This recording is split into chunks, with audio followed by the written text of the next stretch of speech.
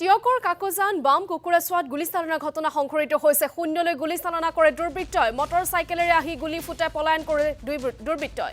ঘটনাস্থলীত উপস্থিত আৰক্ষীৰ লোক। আমি পুনৰ উল্লেখ কৰিছো, টিয়কত এয়া গুলীচালনাৰ ঘটনা সংঘটিত হয়। শূন্যলৈ গুলীচালনা কৰে কোনো দুৰ্বৃত্তই। টিয়কৰ কাকজান বাম কুকুৰাচোৱাত এয়া গুলীচালনাৰ ঘটনাটো সংঘটিত হয়।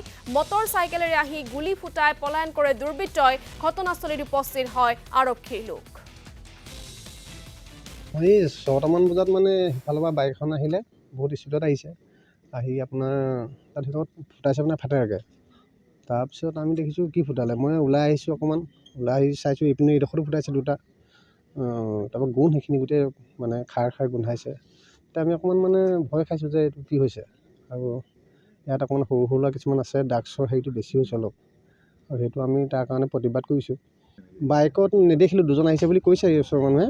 দুজন আহিছে বুলি কৈছে। বাইকৰ পাছফালৰ কিন্তু ব্ৰেক লাইট নাই, নমাইছে। আপোনাৰ এইটো 6টা বজাত ক'ত গতিকে আৰক্ষী আহিছে, সকলো আহিছে, তদন্ত কৰিছে। তেওঁলোকে চাব কি পাইছে তেওঁলোকে। সেইখিনি তেওঁলোকে বিচাৰ কৰিছে, সেইখিনি পোৱা নাই।